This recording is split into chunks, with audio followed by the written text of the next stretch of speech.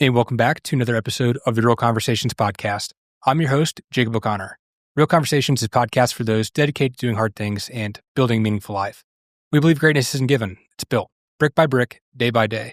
Here we share the lessons and stories meant to help you on your journey to living your best life. Today, I'm joined by my friend, Matt Magnuson, who's been on the podcast previously. It's been 2 years probably? Yeah, just about 2 years. I came on right after completing the Heartland 100 in 2023, and the Heartland 100 is actually this weekend. Wow. So, yeah. It's crazy how much can change in 2 years, but Matt is the owner of iCryo, which is a kind of like a health and wellness recovery center. How would you Yeah, Health and Wellness Recovery Center is a good way to sum it up. Yep. And Matt is an ultramarathon athlete. He's faced quite some adversity. I'll probably have you refresh the people on what you kind of went through there. And then in general, I think you're pretty knowledgeable on health and wellness and all things pertaining to that and diet. So I appreciate you joining me again today, man.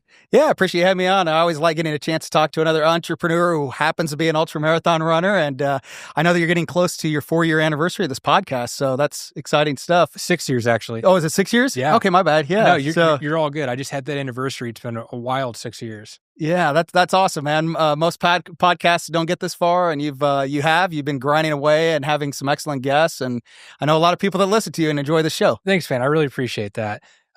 Matt, because it has been 2 years since you've been on, I'd love for you to kind of share with the people the adversity that you faced, kind of this pivotal inflection point in your life that even got you into this realm of entrepreneurship and ultramarathon running. Yeah, so I had lost 92 pounds in the starting in 2011. Was never a runner, not much of an athlete, and had bad lifestyle habits, and decided to go on this weight loss journey. So it started with the weight loss journey, and a couple months into that, I thought, you know what, I'm going to try running, and with the intent of if I can get up to running 5K, and I just do that 3 or 4 times a week, that'll help me lose weight and then ultimately help me maintain that weight loss. Because that was actually my bigger problem. I yo-yo dieted quite a bit throughout my late 20s and early 30s, probably about 10 years of yo-yo dieting. And so discovered running, found that I liked it, got up to the point where I could run some marathons. So I got 7 marathons completed and got into the best physical shape of my life at that point. And then I was involved in a car accident where I was struck by a drunk driver. I was at a red light and hit from behind, but I happened to be behind an F-150, so it was like 2 collisions. I was rear-ended, and then I rear-ended the car in front of me. It left me with several injuries, but the most notable one was my spine. I had 7 different discs in my back that were impacted by the accident, and it ended up taking 32 months to fully recover from that. But while I was in recovery, the 2 things that I found that helped me most were first, DDP yoga, and secondly, cryotherapy. I was using whole body cryotherapy just to manage the pain. I didn't want to take any type of pain pills, so I never took one pain pill during my 32-month recovery. Wow. And I also had, doctors who were really trying to push me towards surgery, and so I was able to avoid the pain pills and the surgery, and cryotherapy was just a big piece of that. So as I recovered and hit that 100% mark, it was evident to me that Wichita needed more cryotherapy, and they needed more natural health and wellness services and more alternatives for pain management than just taking pills. And so that led me down the route to opening iCryo in West Wichita. Yeah, I think that's a huge gap in the market is alternative ways to heal yourself, health and wellness. You talk about it, not wanting to just take pills. I think that is such an important thing, especially when it's so easy and convenient to just go get surgery and then take pain pills and whatever else. Yeah, I think it is. And I think that, most people aren't aware that, your body is meant to heal itself. It is. And so there are things that you can use in that natural space to help, help eliminate pain, help eliminate inflammation. And then, you start talking about, mobility and just doing different stretches and that's, where I got into DDP yoga, but, as well as some physical therapy as part of that. But I think that most people, they get the injury and it's like, okay, I'm going to go to the doctor. The doctor is going to fix all my problems. This pill is going to fix all my problems. But the reality is that there's a level of effort that as individuals that we have to do, and your body will reward you for it. Your body will work with you. Your body does want to get better, but, it's going to need you to put in the time. Yeah, absolutely. One of the things that I don't want to just skip over is it took you 32 months to recover. I've had injuries from basketball. I just recently had a running injury that took me maybe 3 months to get through. 3 months feels like an eternity. Like when when athletics and moving your body and just working out, like, is how you regulate your stress and take care of yourself. Going through that 3-month stretch was like really difficult for me, especially while balancing everything else in my life. Like everything was just out of balance essentially. So 32 months, man, that's almost 3 years to be in that state. Like, take me back to that time. That's gotta be a really difficult patch to go through. Yeah, one thing that I firmly believe in is studies show that exercise is 1.5 times more effective than antidepressants. So imagine if you were on antidepressants and then just quit cold turkey. Yeah. From a mental standpoint, that's what it's like to have exercise taken away. And when, you can't work out for a week or two, that's one thing, but then that starts piling up. And then you combine that with the fact that I was in constant pain from the moment I woke up in the morning till the time I went to bed. There was no off switch to that. In the early days of the injury, just even simple things like putting on my shoes and getting dressed, I would need, some assistance from my wife and just the quality of life, not even being able to mow the lawn or change out a light fixture or something like that, just because my back was in that much pain. So, there is that physical toll that it takes. And it certainly, I was in that pain, but the longer it went, the mental impact just continued to increase. And I'll tell you, my temperament was horrible during that time. I've had to apologize to a lot of people that were in my close circle over that time. My wife, had to really take the bad end of the deal on that deal more than anything. But, even my employees, because by the time I was about a year into it, and there was this period of time where I just felt hopeless. I had changed. I wasn't even the same person. I'd find out when we had our ribbon cutting ceremony for iCryo opened up, and we had, some other business leaders from the community that were there for that ribbon cutting. And me and Rachel, my wife, both, said a few words. Rachel shared something that I hadn't heard before. And she said that when I was in the peak of my pain, she would go onto the porch and just cry for long periods of time because she was just like, I don't know if I'm ever going to get my husband back again. And that's why she's so passionate about the services that we have, because, she says cryotherapy is what got helped get me my husband back. Wow. That's just incredible. Yeah. I can't even imagine that stretch she went through. But one thing I do firmly believe is that pain is a great teacher. Like, what do you think you learned about yourself through that process? Well, there was a lot of things that I learned. I think that the first thing I learned was when I got into that dark spot was that I couldn't play the victim card forever. And I had a rough couple of years with some other circumstances going into 2018, which was the year of the car accident. And we don't need to get into all that, but I had 2016, 2017 were both very stressful years for me and my family in general. And then starting out 2018 with that car wreck, it put me in a bad spot. And I just had to establish, nobody's going to save me. Nobody's going to bail me out. I got to figure out exactly what is going to work, but I can't play that victim mentality. And around that time was when I'm like, this DDP yoga stuff is I'm starting to feel some improvement. And that was around the time I started dabbling with cryotherapy. And so I had to, as part of that moment, I had like this day specifically. It was a Sunday afternoon, and I'd been sitting on the couch for a couple of hours, right? And I get up off the couch and I immediately fall down to my knees in the living room because I can't support my back. It is in that much pain. And, wow. And that triggered a strong emotional response. I'm cussing, I'm screaming, I'm crying, that whole thing. And then I went downstairs and I just started praying, man. And just, and I, through that prayer, I just felt this peace and just really felt God saying, hey, you know what, you're going to recover from this. And then you're going to use this to help other people. And I didn't know what that meant, but it was kind of like that. That was also that wake up call that I had to change my mindset before anything physically was going to get changed. And so, from there there was one other option that the doctors were giving me before surgery. And they said, you could do these epidural steroid shots. So I said, well, you know what?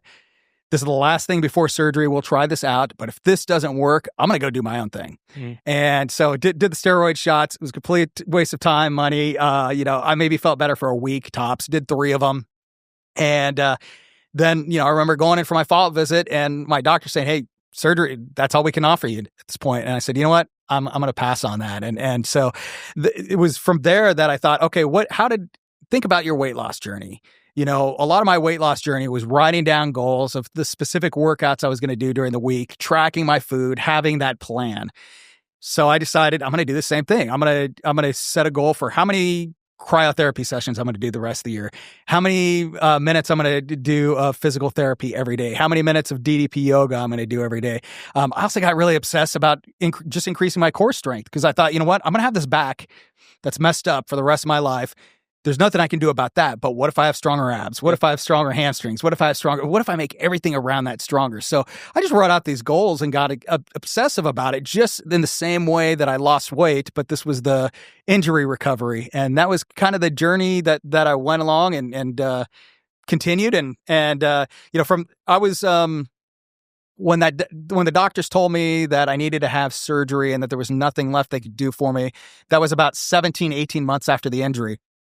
When I switched plans and just kind of went with that recovery plan that I mentioned, 14 months later, I was feeling 100% again.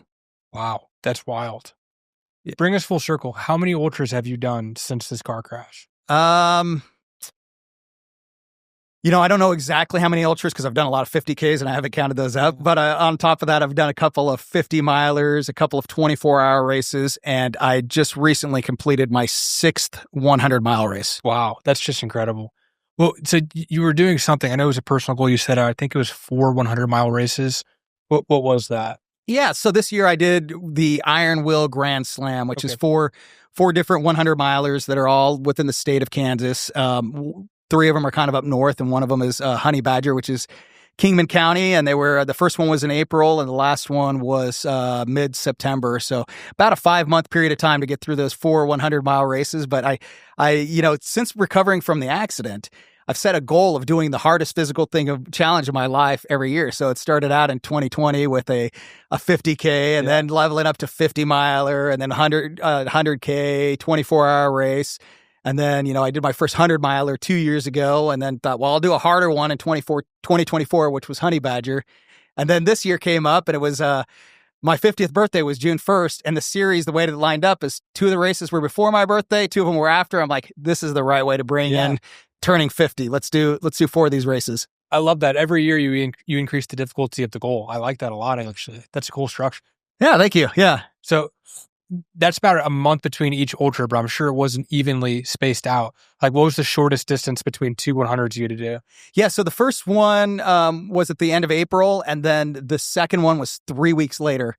So not a whole lot of recovery time. And then after that, the third and fourth were spread out about 7 and 8 weeks respectively. So definitely had more time to recover and get ready for those. But that second one was nasty. In fact, there were 11 individuals who signed up to do this challenge. Mm-hmm. 8 of them DNF'd that second race. Yeah. That's just crazy. So it ended up being that only 2 people were able to finish the entire series, me being one of them. And I had the fastest cumulative time. So at least for 1 year only, and this was the inaugural year of the slam. So at least for 1 year only, I could say I'm the course record holder. Congratulations, man. Congratulations. For people that don't know, just a little bit of context, they say that it can take up to 6 months for your body to fully recover from a 100-miler. Like fully recover. So the fact that you did 4 in a 5-month span with the 19-day gap between 2 of them, that is like peak performance. That's pretty solid. Yeah, and I think I appreciate that. Yeah, and I think what you said is absolutely true. I mean, that's been my experience. I don't, I'll get to where I feel 85, 90% recovered, but that last 15%, it takes, an extra 3-4 months. So 6 months total, in the past when I ran 100 before, I'm like, okay, I feel back to normal. So yeah, it was a different mindset when you're showing up, for the first race, you're thinking, okay, I've got to leave a little bit in the tank. I can't just go out here and gun it. This isn't the only 100-miler I'm going to do. I've got to be conservative because I've got this quick turnaround. And then the second race, it's like, I showed up and I'm like, I might be 75, 80%. So I'm already starting from some sort of deficit. So we're just going to have to figure out how to get through that one. What made that one even more difficult was it was supposed to be a flat course. all 100% trail. And something happened with the permitting, and last minute they had to change the course. And because of that, 67 miles of the 100 were on asphalt. Oh no, that's hard on the knees. Yeah. And it ended up being like 87 degrees that day in May. So, running on asphalt in 87 degrees presents its own challenge. And then the other part was there was about 3,800 feet of incline for that race, which originally there was only supposed to be less than 1,000. So I hadn't done any type of, by the time it got changed, there wasn't any time to get any hill training and get prepared for that. So it was like, all right, well, we're just going to have to figure out how to get through this 1 mile at a time. Yeah. I think that's the best thing, though. It's like you go do an ultra to see what you're made of. Like the conditions are never right. There's always something that's bothering you. There's always something that went wrong last minute. Like it literally just comes down to, what am I capable of? Like, is the mind willing and the body able? Yeah, it's. I feel like it's complex problem solving while your legs are in motion for a very prolonged period of time, right? And so, it's not a matter of if something's going to go bad; it's when something goes bad and how you're able to react to it. You're always having to make adjustments out there on the trail, whether it's something physical or something with nutrition or. You're going to run into things where the weather wasn't the way that, the came out different than what the forecast was and what you planned for. Or maybe, you get sudden rain that wasn't in the forecast. I've had that happen too. I mean, doing ultras in Kansas are so unpredictable, especially, two of these races were, out in the spring, and spring can just be brutally crazy in this state. But, I just try to have the mentality that I know how to run 1 mile. Right. So I don't, when I'm at miles, 35 and I still have 65 to go, I don't think about that 65 miles. I just think about getting to mile 36. I know how to get 1 mile. And then when I get that done, we'll just start thinking about the next one and how you get through that. And that's just the mind hack that I do that gets me through it. Everybody has their own thing, but that's really the beauty of it because, once you get to a certain distance, it's, of running, and you're moving up to these ultra marathons, it becomes more mental than anything, because you are going to hurt. You're going to feel awful and you're going to be so tired. You're going to be so sleep deprived. All those things are going to happen. It's, do you have the will to continue to persevere through it? Yeah. They often say that anxiety is a time horizon issue, meaning that whenever you feel a task is too daunting, the time horizon is usually too long. Like the idea of I'm at mile 1, I've got 99 to go. So they say the best way to counteract that is to shorten the time horizon which you're focusing on. So you saying I can do 1 mile, like that's the perfect way to look at it, is to shorten the time gap. Because if you focus on 100, I mean, we've both been there. I've got a 100 miler in 30 days, actually. Like when you start at the race and you're sitting there, you're like, I've got to do, you're mile 20, you're like, I got to do this 5 times over or 4 times over from that point. That's the most daunting feeling.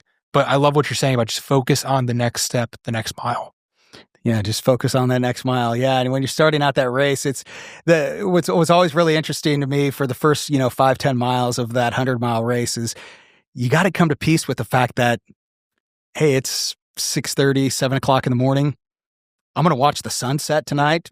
Then I'm going to run all night through the dark, and when the sun comes up in the morning, I'm still going to be running. And just come to peace with that, embrace that, know that it's gonna suck, but it's also gonna be fun. There's gonna be kind of like a surrender almost. Yeah, it is. Yeah, it goes beyond a race. It's just kind of this personal life adventure that you're going through, knowing that there's gonna be the adversity and just psyching yourself up to get through it. Yep. I love that. So one of the things I want to talk to you about today, you made a LinkedIn post actually that sparked me and reminded me that I wanted to have another episode with you. You talked about the upcoming holidays and we're heading into kind of this winter stretch, right? And there's this correlation with seasonal depression and, winter coming around that people usually are more depressed and have a more difficult time. I do definitely think there's a correlation between the decrease in sunlight and people experiencing more seasonal depression. So I'm not writing that off. I definitely think that's a factor.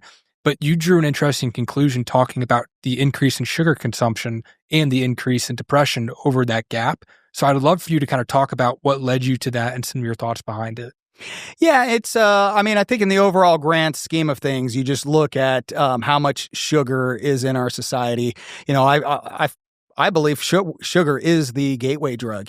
There's always is it cigarettes? Is it weed? Is it booze? No, it's sugar. What's the first chemical that people get addicted to from a young age? Yeah. What's something that's, what's the one thing that more people are addicted to than anything? It's absolutely sugar. But when you look at it from a seasonal perspective, start out the fall with daylight savings time ends. Now it's getting dark at 5:30. You're getting out of work. You're not seeing any sunlight, during the week, right? So to your point, you're not getting that part of it, which obviously leads to depression. You're also, because you're not outside as much, you're not getting as much activity. And really, when I go to the gym, fourth quarter is the slowest time of the year, at the gym. You start seeing things trickle down. People get busier with holidays. And so, people just aren't being as active as normal. And now you're mixing in all these holiday parties, and you start out with, Halloween, where you're consuming an ungodly amount of candy, right? Yep. And then you're taking that into the next holiday, where you're going to, enjoy some good turkey and enjoy that family time. But then you're going to follow that up with like how many pieces of pie and all the other desserts. And then, that just continues where, most places that you work at, in the month of December, there's always some sort of food sitting around in the break room. Somebody's bringing in chocolates or fudge or candy canes. And so you're just consuming that over and over again throughout the month. And then, a lot of people also increase the intake of booze over that time as well. So I think you mix all of that together, along with what you mentioned with the sunlight. And, it is proven that, when you consume a lot of sugar, it does compromise your immune system. And I think for years we've been conditioned to think, oh, it's cold and flu season. And it's not to say that doesn't exist. I know that flu is going to be more likely in those winter, colder months. So I'm not discounting that at all. However, what I'm saying is your body's ability to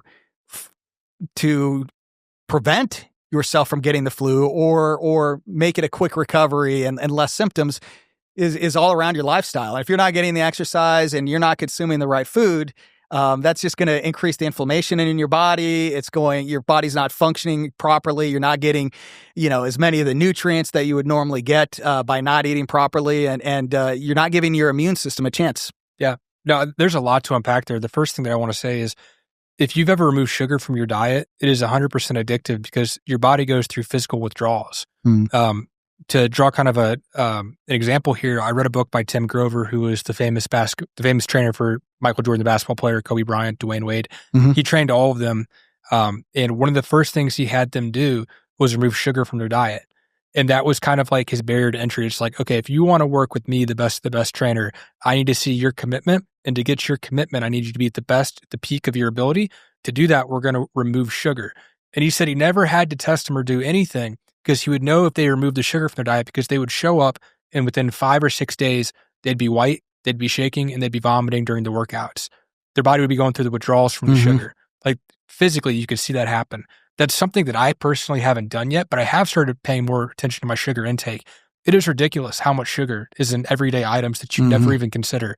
You go to Starbucks, you get your Frappuccino, you go to the grocery store and you pick up your even protein bars, have an ungodly amount of sugar. Oh, yeah. Like the more that I pay attention to it, the more it's kind of sickening to me to see the amount of sugar that's just floating out there. Yeah, I've gone down many rabbit holes with this because I had an interesting journey to arriving to where I am at today in terms of what food that I choose to eat. And, really, I think if you could just go back and think 150 years ago, 200 years ago, what did people eat? Well, we were hunter-gatherers. So 100% of the food that we ate back then came directly from an animal or directly from a plant. Didn't go through a factory. There wasn't any preservatives or fillers or anything that was added to that. And then you kind of fast forward through American history and get out of World War II, and grocery stores started changing. And you look at the fact that women were going into the workforce at that time. So convenience meals started to become a little bit more important. Foods that had a little bit more shelf life became more important at that time. Fast food.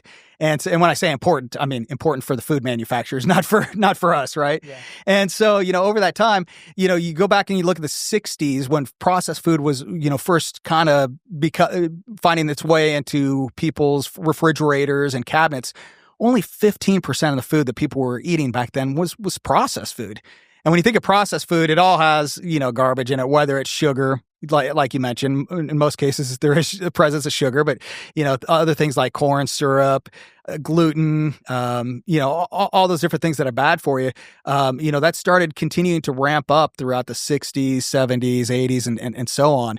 And so you look at the American diet today, and 60% of food that the average American consumes is some sort of manufactured processed food. I feel like it's higher than that. I'm sure 60 might be the average, but I feel like for most people, it's probably significantly higher. And in some demo groups, it's actually higher. In fact, for instance, folks that are on SNAP benefits, over 70% of SNAP benefits are processed foods. What are SNAP benefits?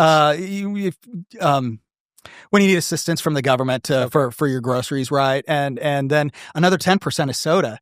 And it almost feels like it's defeating the purpose because we're trying to help people that are in need, but then we're making them sicker at the same time, right? So, because they're stocking up on the things that can stay a little bit longer in their shelves. But, you can look at a lot of health markers, talking about, things like processed foods and corn syrup and sugar and all that increasing from the 60s and so on. Well, you know what has also increased each one of those decades? Diabetes. Obesity, the obesity rate in this country now is over 40%. But good Lord, but when you look at back even in, I grew up in the 80s, right? And born in the 70s, grew up in the 80s, and I could tell you that when I was a kid in the 80s, you didn't see somebody that weighed like 350 pounds, 350 pounds obese. You didn't see that very often. And when you're a young boy and you did see that, it would be, you'd hit your buddy next to you. Hey, Jacob, check out that fat guy, right? Now, you couldn't do that today in society because that'd be body shaming. But the reason you did that as a kid, besides the immaturity, was you weren't used to seeing them. Right. Now all you got to do is go to Walmart for 38 seconds and you can probably find 10 people that meet that description. And it's just that society has changed and so much of that has been normalized, but everybody just walks around feeling like garbage. More people are on medications than any other time in history. More people are taking antidepressants, people that are taking statins for their cholesterol. I mean, just all kinds of these autoimmune diseases are, at a high, right? Even things like autism, which I know is somewhat controversial, and we won't go deep on that. But the reality is that, growing up in the 80s, you didn't know anybody that was autistic. And now, just within my circle of friends, I probably know 15 families that have an autistic child, which is so, at some point, you got to start tying a lot of this stuff back to, just what we're putting back into our bodies. And I believe that food is there's two sides of eating bad. There's the side of it that people see, I know that this is not good for me. Okay. But then there's a side of eating healthy that your body needs those nutrients. Your body needs what is in, when you're getting that that lean protein directly from a cow or a chicken or elk or whatever it is. There are nutrients in there that your body is using to build your immune system, to help it repair itself. Same thing with fruits and vegetables. And when you're buying, some processed chicken tenders that you can throw in the air fryer in 13 minutes and have dinner, you're filling those calories that you need, but you've just sucked all the nutritional value that could have been in that in that food. Yeah, and I'd say the unfortunate part is I always think about barriers to entry, right? Like, why does a behavior become reinforced? It's ease of access and its price. Mm-hmm. With preservatives, you've got a longer shelf life. You're able to drive the cost down in manufacturing because it's shelf stable for longer, because it's less real than what it would have originally been. And because of that, the price is cheaper. So now, in my opinion, it's almost become a luxury to be able to afford to eat good, clean food, right? Like, if I want to have steak, potatoes, and some sort of fruit and another vegetable along with that for dinner, like, that's a rarity because of the price barrier. Mm-hmm. Yeah, it is and it isn't. I think that there's, so let me pick that apart two different ways. First off, if you look at some of the countries that have a much lower obesity rate, and they have a much lower mortality rate, and people are living longer. If you combine what they are spending in healthcare plus groceries, they're actually spending less than what we spend here. But in this country, we spend much less on groceries than some of those countries, but then our healthcare costs are exponentially higher. And so I think that, it goes back to that food is medicine. I went down a journey for several years with gut pain, where I had gut pain for basically about 17 years. And over that time, I was on at least one daily medication at any given time, sometimes 2 medications. The doctor was always swapping it out. This isn't working, so let's try this. Okay, this worked for a year, but now this gut pain's coming back, so let's swap it out, right? And so and throughout that process, I had my gallbladder removed. At one point, there was a cancer scare, right? So I had all that going on. So let me tell you kind of the separate health journey. I also had some bad allergies that kind of overlapped with this time period, where at any given time, I was taking somewhere between 1 and 4 daily medications for allergies. I would have just bad sinus allergies with the sore throat and having a hard time breathing. And when it got really bad, I'd break out in hives. And so that's when I'd have to, increase what I was taking. When I went down that health journey of losing weight, and, I could tell you that I wasn't doing it right the first several years, but then I and I've tried everything. I've done Weight Watchers, Atkins, paleo. I was vegan for 2 years. And then I eventually arrived on the fact that, if you do any of those diets the way that they are intended to the best, most effective level, you're just eating real food. You're not, when you go to the grocery store, you're not going down the aisles. You're just hitting that perimeter. You're hitting the dairy, you're hitting the produce, you're hitting the meats.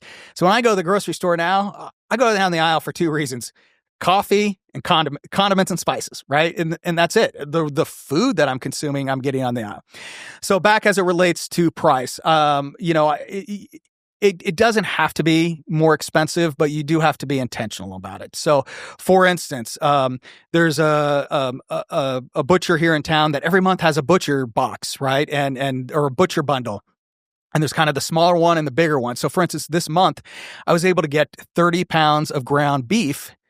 That's the special for this month, for $165. Now, if you do the math, that's about $5.50 per pound of beef. It's leaner, it's grass-fed, it's much more delicious.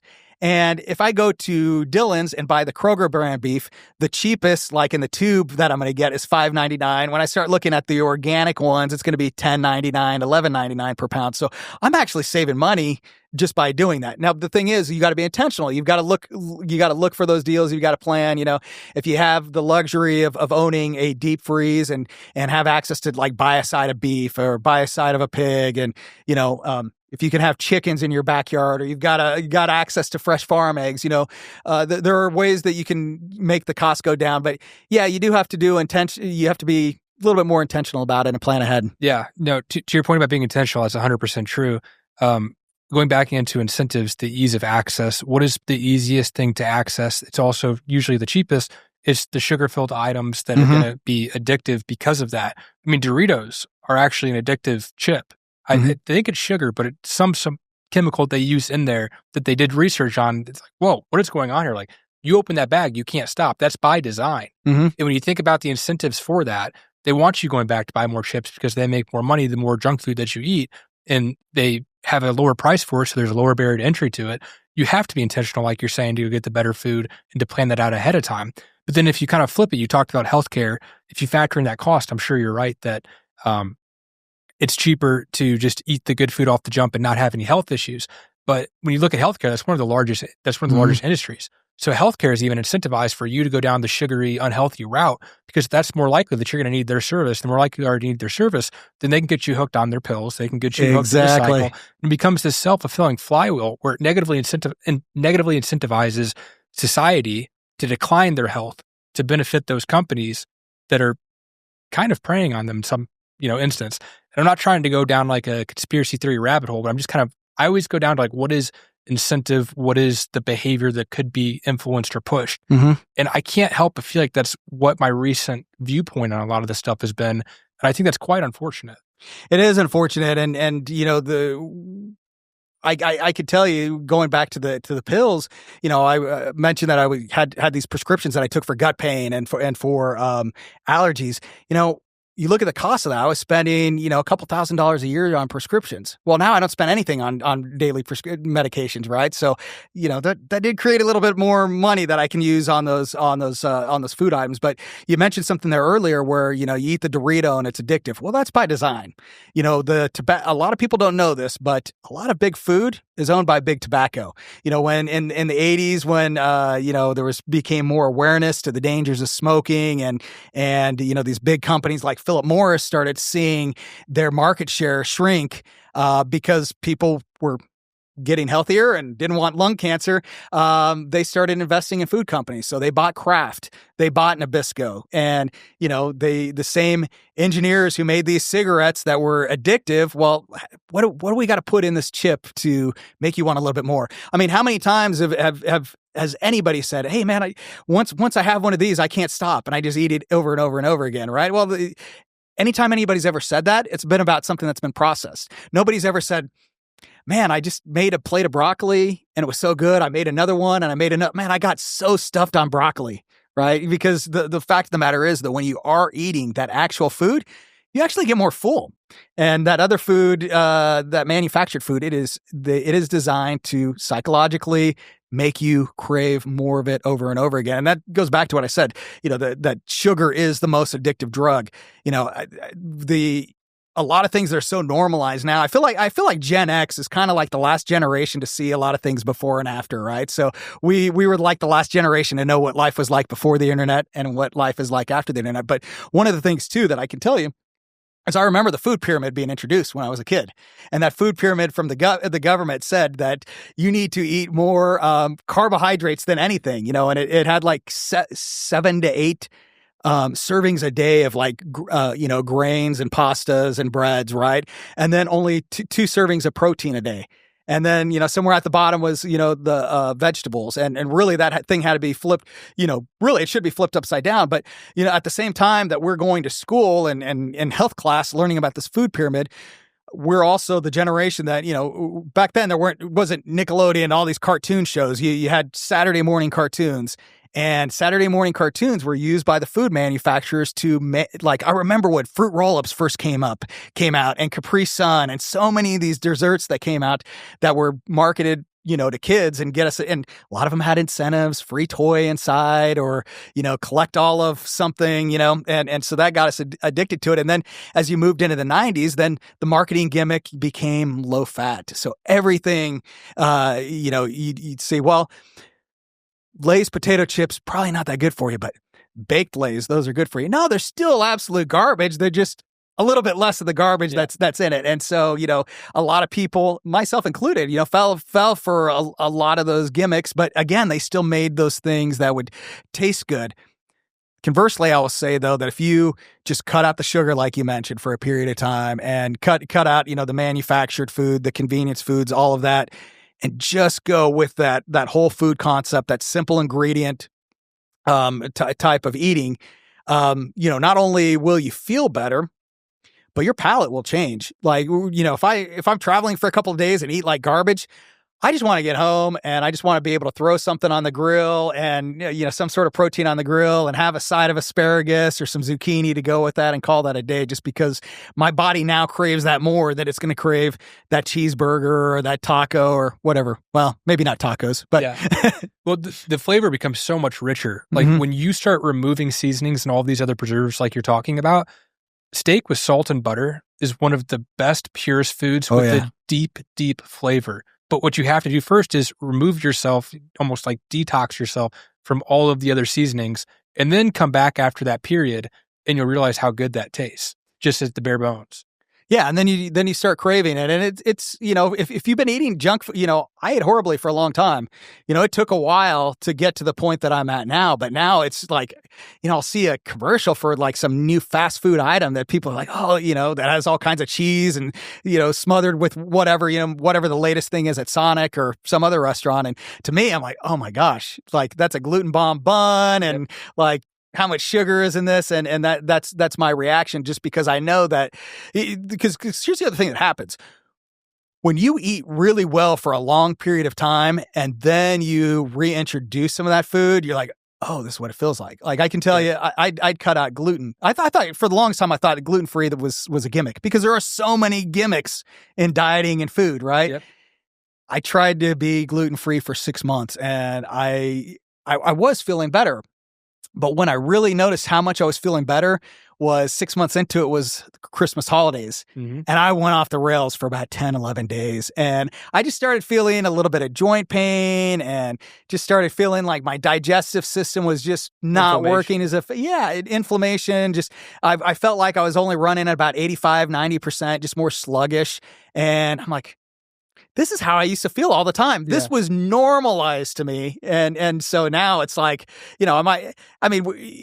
always going to have some cheat days here and there, vacations and traveling and just sometimes rewarding myself for running 100 miles, right? I'm going to want to pig out. But, it's also like when I go into it, I know that, okay, I'm going to probably feel a little bit like junk. I'm choosing that trade-off because I want a pizza tonight. Yep. But then it's getting right back to, eating clean again. Yeah. Diet has been a difficult thing for me because I think I've got a high metabolism. I also work out a lot. So it's like, I don't really see the negative effects of eating what I want. I mean, to be frank, I've been able to eat whatever I want my entire life and not seen anything in the mirror where it's like, oh, I need to stop doing this. So for myself, it's had to be more of a conscious choice. And I think the way that I've been able to flip the switch has been, well, how will I feel after I eat that?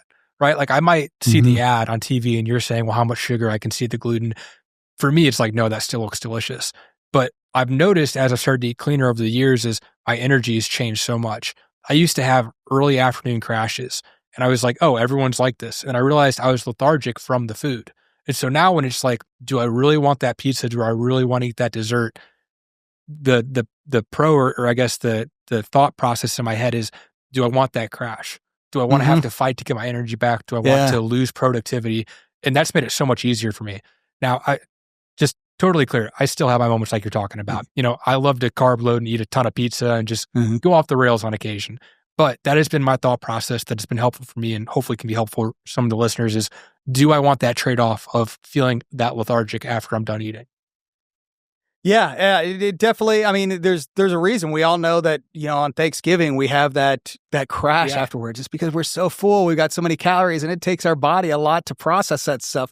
Our body's not, our body was built to process real food. Yep. That's the reality. And our bodies have to work a little bit harder when we're putting, these chemicals and other stuff in there, and it just taxes our system and just makes us feel like garbage. Yeah. And then also the inflammation, I mean, that's the biggest thing, if I eat like garbage for a couple of days, it's just like, it just, you feel it, absolutely feel it. So what I hate, and again, I know this is intriguing we've talked about, but what I hate is it really feels like as we see obesity rates rise, when you see someone that is healthy, you look at them and you're like, oh, they're in great shape. You look at them and you're like, that's a luxury. Because when you see someone that's healthy, in my opinion, what you're seeing is, oh, well, they have time to focus on their health. They have time to work out. They have the budget to afford the better food. Whereas I don't have the ability to do that. And it's almost like this negative barrier to entry that they're putting on themselves, that limitation. So what I'm hoping for is like, what are easier ways for people to focus on their health, right? It doesn't have to be that, I pay to get my blood work done every month and I can afford to go to iCryo, or I can afford to buy an ice bath, or I can afford to work out for 2 hours a day and like have a personal chef. Like I want to like kind of demyth some of that and bring that barrier to entry down. What are a couple of practical things people could do to immediately start taking a better grip on their health and turn things around for themselves? Yeah, I think a lot of it is just reprogramming your brain to understand what's healthy and what's not healthy. I use that baked Lay's example. I mean, there's probably half the population thinks, oh, that's a healthy chip. No, there's no such thing as a healthy chip. Replace that with a healthy sweet potato. So I think a lot of it just takes education. And as I mentioned, half this country grew up with the food pyramid, and it's amazing how many people just don't know how to eat. And that's what I run to at iCryo a lot is I'll have somebody that wants to get their health in order and they're 50 years old and have, just got to start with the basics. So I'd say that you got to educate yourself. But the thing is that there's so many with the internet now, there's so many resources, back, 30, 40 years ago, people kind of learned what was good for their health by the news, right? And so you saw things like in the 80s, there was this whole cholesterol scare and eggs are bad. So like when I was a kid growing up, our mother wouldn't let us eat more than 3 eggs a week because it's completely, now I have like at least 20 eggs a week, So, and red meat was demonized. And so I think that there's still some of those stigmas that are out there about certain types of foods. And butter's demonized, fat is demonized, salt is demonized. No, you need to have butter. You need to have fats. You need to have salts in your diet. So I think that people at the basics just need to learn that. And the reality is that it's not going to be marketed to them, right? The processed foods are the ones that are going to be marketed to them. That's the ones that they're going to see on TV. That's what they're going to see on the end caps at the grocery store. So I think it's just learning, but there's so many different podcasts that are out there that'll teach you that. There's so many different web pages that are out there. I recommend, Dr. Rhonda Patrick is a good resource. Peter Attia, Andrew Huberman. Those are 3 podcasters that I listen to on a regular basis that I've learned a lot of the science behind what I already knew at that point to be true. And then I just think it just takes the discipline. I hear so many people always tell me, I don't have time to meal prep. I don't have time to cook. All right. Let me see your phone. Let me see what your screen time looks like. Yeah. How much time do you spend on Reels this week? What's your Netflix queue look like? Come on. You have time. I mean, even if it's simple as, hey, you know what? I've got, during football on Sundays, I'm going to spend an hour just meal prepping. And in 1 hour time, you can cook a lot of chicken breasts, maybe brown up some good hamburger meat, hard boil some eggs, get a lot of stuff that's already there that you can conveniently warm up. Or like I always, when I cook dinner at home, for most things that I cook, I just cook double. Because I want to be able to eat some of that the next day, or inevitably, man, I've got a business plus a corporate job, plus I run ultramarathons, plus I'm involved in my church, and I have a 14-year-old daughter, man. I've got irons in the fire all day. I do some volunteer work for MAD. My schedule is busy. And yeah, there's times that I don't have time to cook. Now, it would be easier for me to hit a drive-through, or I could even say, I'm just going to eat these 2 Quest bars because it's quote unquote healthy. But the reality is, hey man, I could just have some leftovers from the night before that are just sitting there. And so it just takes, again, being, as I mentioned, you got to be intentional in your purchasing. Well, you also got to be intentional about your meal planning for the week. If you just go into the week day by day, just reacting to what your day is going to be, you're going to eat like garbage. But if you go into the week saying, okay, I'm going to cook this, this, and this, I'm going to have extras to fill in the gaps. I know that Wednesday night's busy. I've only got 20 minutes between work and this appointment. Just plan all of that stuff out as best you can. Don't get me wrong. There's going to be life interruptions. Things things get messy. And that's where, occasionally, man, I have to go to Five Guys and I get I just order the burger without the bun as a convenience meal. Right. And yeah, man, I got to do that about once or twice a week. But the rest of the week, just be intentional about it. Yeah. If there was something I would say, I've got 3 things that I think help a lot. The first one would be like, don't make it too hard on yourself. Mm-hmm. So what I would say is when you go to eat something, don't tell yourself, I'm not going to eat it. Just look at the ingredient list, observe the calories and the sugar. Don't even tell yourself like, oh, I'm not going to eat it because it's too much. But what I've found is through observation that runs in your head. You start building the catalog, you start getting more educated. And then eventually you start saying, well, man, that really is a lot of sugar. Maybe I should opt for the option that's a little bit less, a little bit less, a little bit less. And then that compounds upon itself to the point where you are eating healthy over a long enough time horizon, but you haven't put the pressure on yourself to make this snap change and be on 100% and be on a 180 diet the next day. So just start observing, I'd say, is the first thing. The second thing I'd say is hydration. I don't think people understand that a 0 cost benefit is literally just drinking water. Increase your water consumption. I don't know if you have a stat. I don't know what the stat is, but I would probably venture to say the majority of people are dehydrated or underhydrated every day. And hydration regulates your sleep. It increases your energy. It helps affect your mood. Like as humans, I think we're 70% water. It's one of those basic things that people overlook all of the time. They want to say, well, I need this supplement or I need this or I need that. Start with water. It's 0 cost. Just increase your intake with it. The third thing I'd say is what is something that's a low barrier form of exercise that you could do for 15 to 20 minutes every day? For me, I would say walking is what I usually recommend to people. Start walking 15, 20 minutes a day. It's a small commitment, but just commit to something 10, 15, 20 minutes. What happens that we see with compounding, that doesn't exist with just money. It exists with activities and exercise. Sure. You start walking 15 minutes a day, 7 days a week, and see where that goes. Eventually, you're going to say, well, what if I jogged? Mm-hmm. I'm walking, I've lost 5 pounds, I've got better energy, my stress is going down, I'm sleeping better. Maybe I'm going to jog today. And maybe 6 months from now, that turns into running.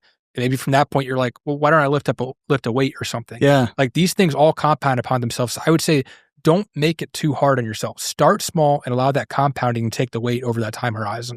Yeah, absolutely. I think that, people don't work out because they say, oh, I'm too busy or I don't have, money to go to the gym. And I think there's a little bit of intimidation too, gym intimidation for some people. But, the reality is that just get on your knees and just do one push-up from your knees.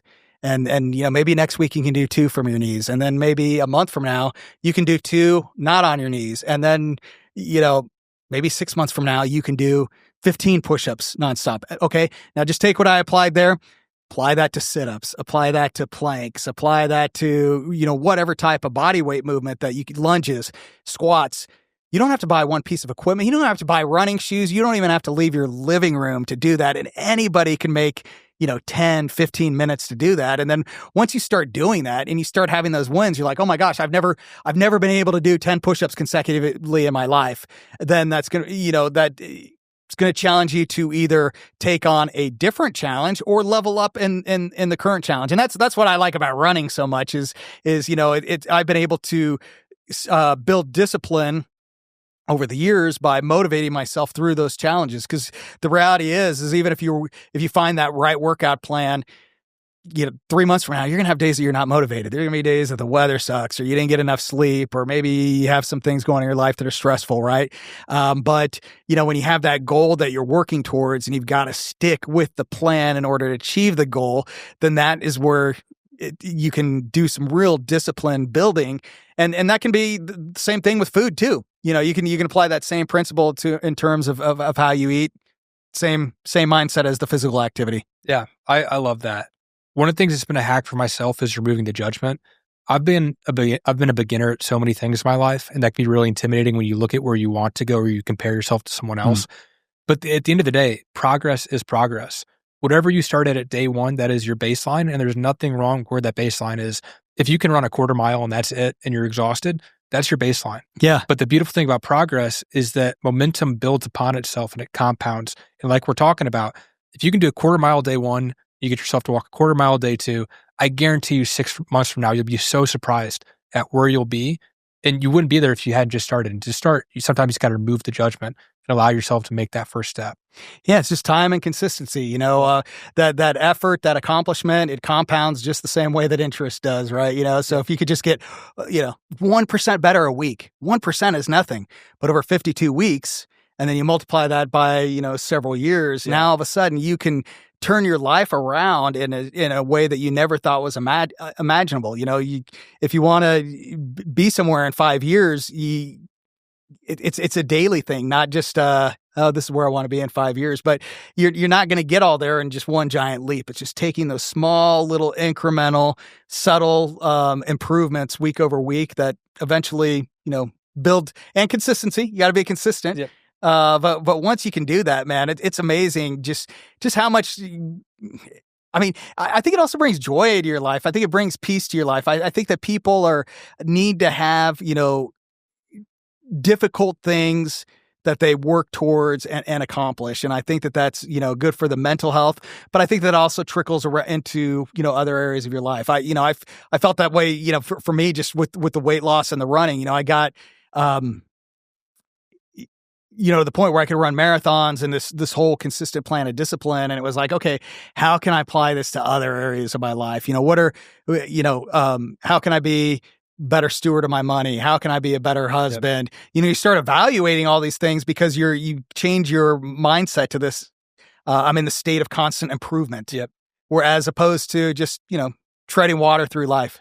Yeah. I really believe that we're called to be our best selves, and that is a pursuit of aiming in an upward direction. So that's why, inherently, when you make progress, there's no feeling that is better than that. I think we search for so many different outlets to find this feeling of happiness that you get from progress and the pursuit of something difficult, whether that's scrolling on Instagram, watching Netflix, eating junk food.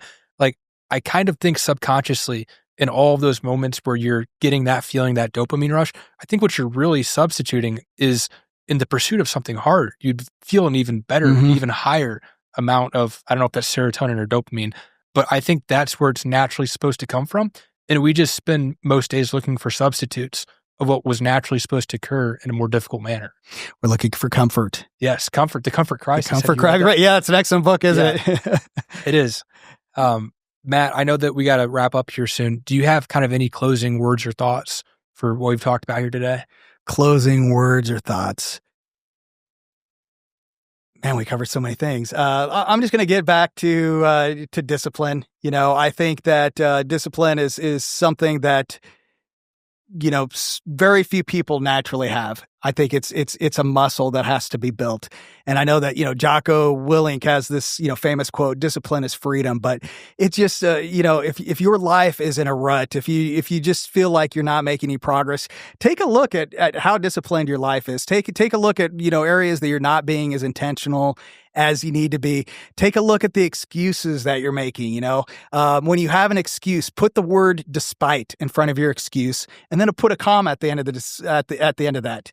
So despite the fact that I have spinal stenosis, I am going to find a way to overcome it and run ultramarathons. I like that. That's an extreme example, but you can do that with anything in your life. I like that a lot, Matt. Where can people find you online if they want to reach out, connect, learn more? So you can find me on Instagram, injured.beast, and then my Facebook page is a public profile page. So just look for Matt Magnuson, and you can find me there. Perfect. You guys can find me at Jacob O'Connor. The podcast is at Real Period Conversations. If you enjoyed this episode, please make sure to share it with a friend. Matt, thank you, man. I really think you're an inspiration to a lot of people. You're trying to do a lot of good, and I really appreciate you making time to share with people. Thanks, Jacob. I appreciate that, and congratulations on the continued success of your podcast here. Thank you, man. Have a good one. You too.